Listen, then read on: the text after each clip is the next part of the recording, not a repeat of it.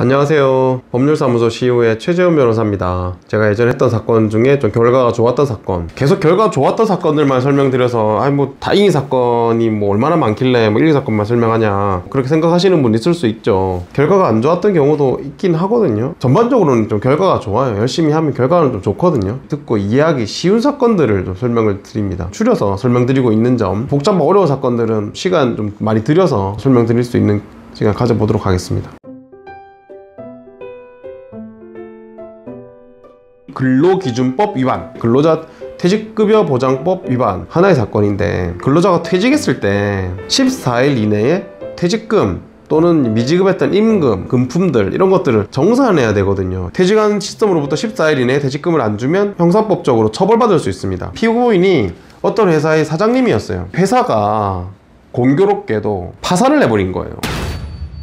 파산을 해서 파산 관제인이 선정이 됐어요. 그러니까 순서가 중요한데, 고소인이 퇴직을 했고 퇴직한 시점으로부터 며칠 뒤에 이 회사가 파산 절차에 들어가요. 며칠 뒤에. 그리고 파산 절차에 들어가면은 채무자회생 및 파산에 관한 법률에 따라서 파산 관제인이 선정이 되거든요. 파산 관제인이 그 회사의 재산을 다 관리를 하는 겁니다. 다른 채무가 있다면 다 채권자들을 다 모아가지고 이제 비율을 다 정해서 채권 배분도 하고, 회사가 채권이 있다면 그 채권을 또 회수하기 위한 절차를 이 파산 관제인이 진행을 합니다. 법원의 허가를 받아서 그 파산 회사의 재산을 처분하거나 뭐 정리하거나 이렇게 할 수 있습니다. 그러니까 불과 며칠 상관 안 됐지만 회사가 파산한 이후에 퇴직자에게 퇴직금을 지급할 의무가 있느냐 없느냐, 이게 쟁점이 된 거예요.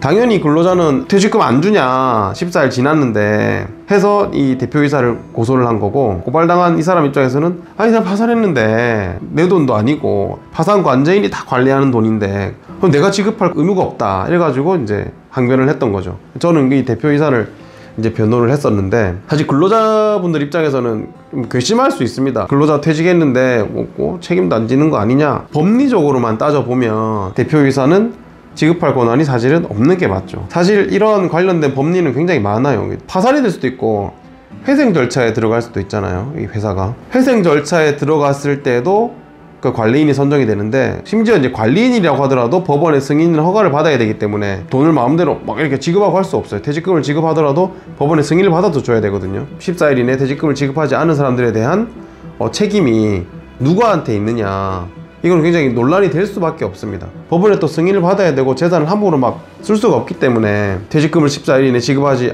않았다고 해서 처벌받을 것이냐, 이건 논란이 있어요. 뭐 정말 법원의 승인 절차가 어떻게 되는지, 왜 회생에 들어갔는지 이런 것들 다 따져서 이제 판단하게 되어 있습니다. 대법원의 이제 판례가 그렇게 되어 있고요. 당시에는 뭐 제가 이런 판례들을 뭐 꼼꼼하게 찾아가지고 입증도 하고, 당시에 왜 이제 회사가 파산에 들어가게 됐는지 사실관계도 많이 입증을 하고 해가지고 이 피고인, 그 대표이사였던 이 피고인이 무죄를 선고받게 되었었습니다. 이 퇴직금 미지급, 임금 미지급 처벌 규정들은 반의사 불벌죄, 피해자의 명시적인 의사에 반해서는 처벌할 수 없다 해서, 근로자의 퇴직금, 임금 이런 걸 미지급해가지고 이제 재판을 받게 됐을 때는 그 해당 근로자와 합의를 하거나 이제 미지급했던 거를 다 지급을 하게 되면 그 책임 있는 임원들은 처벌을 받지 않습니다. 월급 다 주고 합의되면 처벌 원하지 않습니다 라는 의사가 확인이 되니까 아무리 수사를 받고 재판에 올라갔다 하더라도 공소 기각이 되고 재판을 받지를 않게 돼요.